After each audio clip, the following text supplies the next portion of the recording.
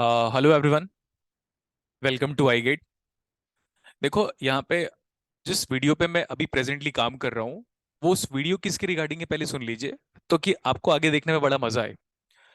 देखो, अक्सर एक सीएस डिपार्टमेंट के स्टूडेंट में गेट क्यों करने हैं या वाई गेट, रीजन क्या है गेट करके, ये हमेशा एक डाउट अराइज होता रहता है। क्योंकि कॉलेजेस में ऐसा है ना कि गेट का माहौल हम सबको पता है कि कॉलेजेस में गेट का माहौल उतना डीप सिग्निफिकेंस नहीं शो करता। वो कॉलेज से निकलने के बाद या किसी सीनियर को देखा हम लोगों ने, या हमें कहीं दूर किसी की बातें नजर आई, या सुनने में नजर आई, या कुछ ऐसी स्टोरीज मिली गेट के रिगार्डिंग, तो हम सडनली पॉजिटिविटी या एफर्ट्स देने की बात कर देते हैं सडनली गेट एग्जाम्स के रिगार्डिंग।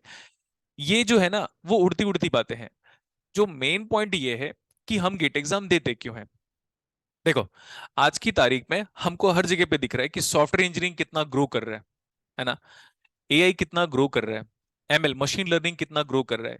रीसेंट डेज में एआई कितने पीक पे है हम सबको पता है। अभी चैट जीपीटी कह रहे थे ना लोग, वो भी तो एआई का ही कमाल है ना। तो प्रोग्रामिंग कितना इनहेरेंट पार्ट हो गया है। तो जब आप ऐसे कहते हो ना कि सर हम बीटेक कर लिए हैं, तो बीटेक से वो एलिजिबिलिटी जो कंपनी रिक्रूटमेंट के टाइम पे सर्च करती है ना, वो बड़ा रेयर हो जाता है। उनके उम्मीदों पे हम खरे नहीं उतर पे।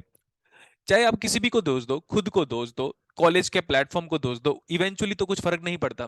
फर्क किससे पड़ता है? फर्क इससे पड़ता है कि क्या हम उतना स्टेबल हो पाए टेक्निकल बेसिस में, फाइनेंशियल बेसिस में, या इंटेलेक्चुअल बेसिस में। क्या हम उतने अपने आप को स्टैंड कर पाए, क्या हम उतने स्टेबल हो पाए? तो हमेशा एक आंसर मिलेगा आपको, नहीं करके। तो इसीलिए हम हायर एजुकेशन की तरफ डिविएट हो जाते हैं, हायर एजुकेशन की तरफ।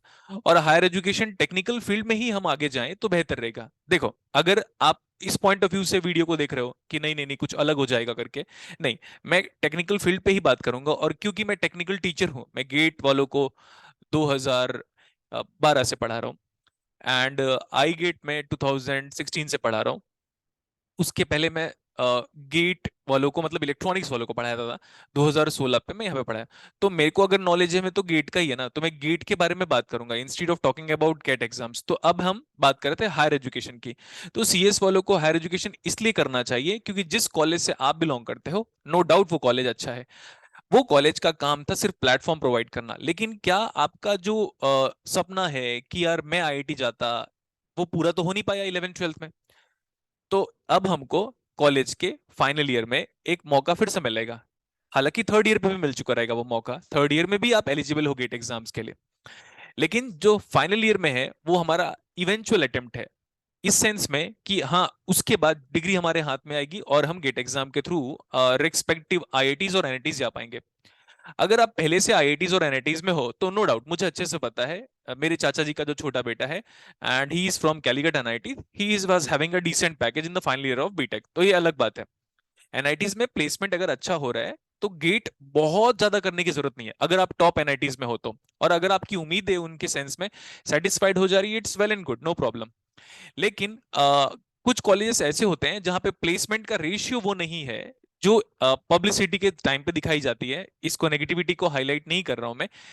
आप खुद जिस भी कॉलेज से हो तो आपकी उम्मीदें होती है, यार मैं अपनी फैमिली को उस लेवल पे ग्रो नहीं करवा पा रहा हूँ या करवा पाऊंगा आफ्टर बीटेक, तो हमें हायर एजुकेशन की रिक्वायरमेंट पड़ती है। ठीक है।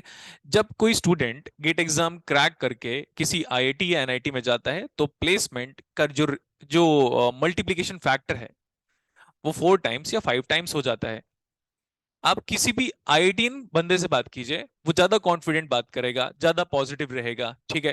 अ, और फिर आईआईटी में जाने के बाद सबसे ज्यादा प्लेसमेंट का जो सिनेरियो है, the most perfect placement in the branch among all branch of engineering, ये क्या है पता है? CS department. ठीक है। सीएस डिपार्टमेंट में ऐसा कहा जाता है, जो भी अच्छे आई, अब आईआईटीज में भी कंपटीशन चलता है, अच्छे आईआईटीज का मतलब है टॉप क्लास 1 के आईआईटीज, जो टॉप 7 आईआईटीज की बात किया करते थे लोग। उसके बाद सेकंड फेज ऑफ आईटी भी जनरेट हुआ, थर्ड फेज ऑफ आईटी भी जनरेट हुआ। आई गेस अभी 21 या 23 आईआईटीज हैं। तो एक बच्चे का ड्रीम क्या होता था जब वो 10th में 11th में 12th में हुआ करता था, तब तब ये ड्रीम हुआ करता था कि हम IIT Delhi, IIT Mumbai, IIT Chennai, IIT Kharagpur का बहुत नाम था सुंदर पिचाई की वजह से, आप जानते हो। ठीक है।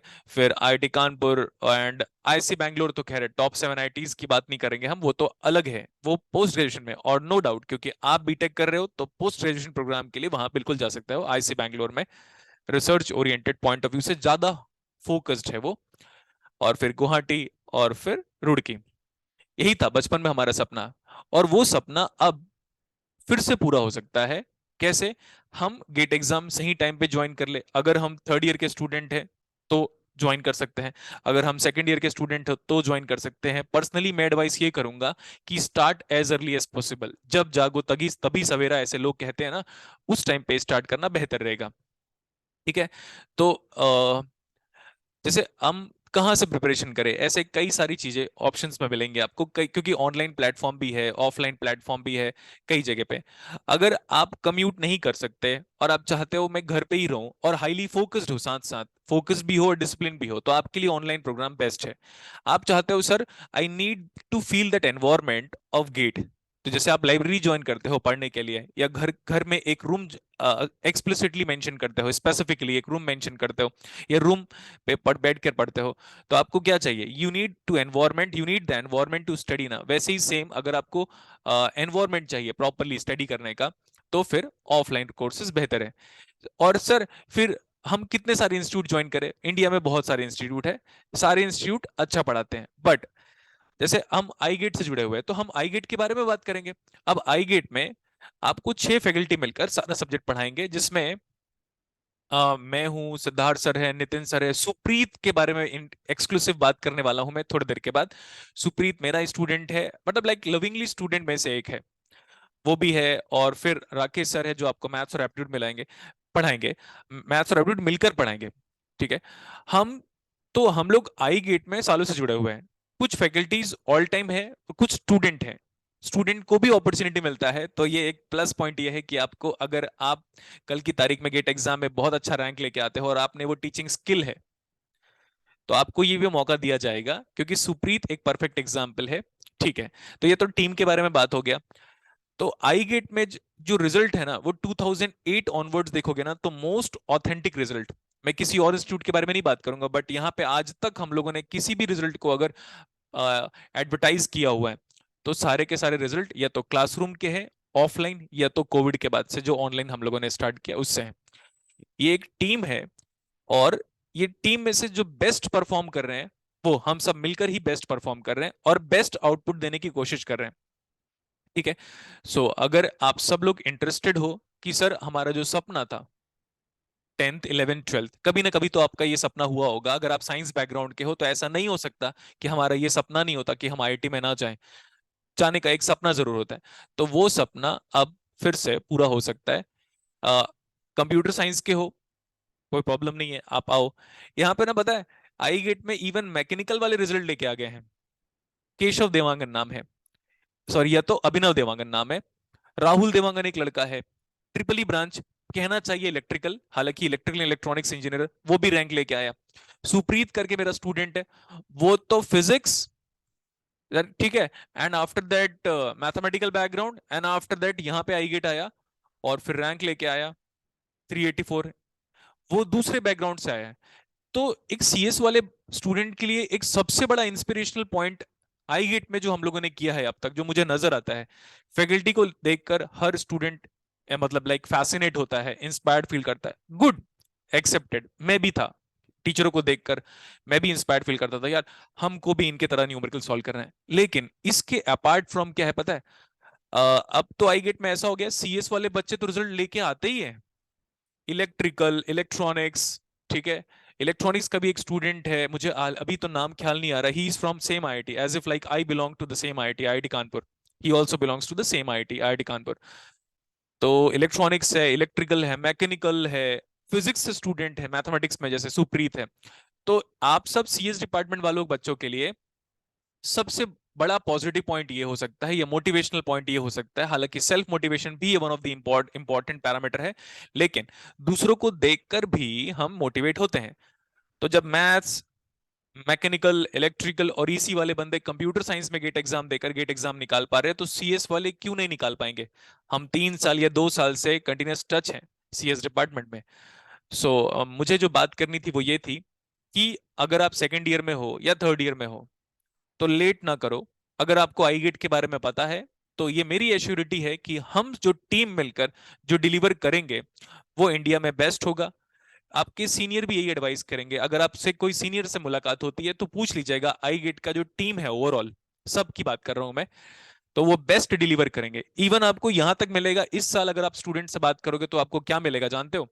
वो ये कहेंगे कि सब्जेक्ट में जो क्वेश्चंस कराए हुए हैं क्लास में विथ डेटा चेंज और some time same data, digital में तो सेम डेटा से आया हुआ है। नंबर ऑफ अनयूज्ड स्टेट, अगर आप सीएस डिपार्टमेंट के हो तो, इलेक्ट्रॉनिक्स डिपार्टमेंट के तो हो तो number of unused state in a counter पूछा हुआ है। तो कितनी अच्छी बात है। हम सब टीम मिलकर आपको वो प्रोवाइड कर देंगे जिससे आपको गेट आसान लगेगा, और क्लास में ही ये फील करवा देंगे कि गेट एग्जाम कंपेरेटिव आसान है, टफ नहीं है।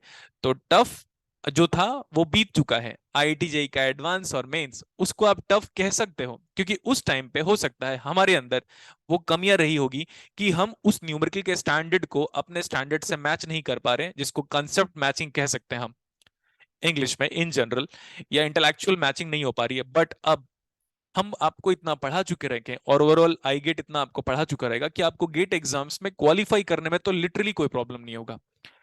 ठीक है? तो with all the best, I just want to make my video to be stopped.